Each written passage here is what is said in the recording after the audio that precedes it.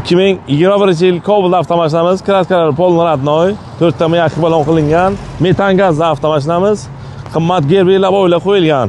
Probeglariga kelsak, probegi 80 ming yurgan avtomashinamiz. Go'zal holatda mashinamiz. Xo'sh, ushbu avtomashinamizning narxiga kelsak, tan narxi 10.500 AQSh dollar. Aka, Nabay. assalomu alaykum. Assalomu alaykum. Yaxshimisiz? O'ktam aka, kelingda bitta ish qilsak.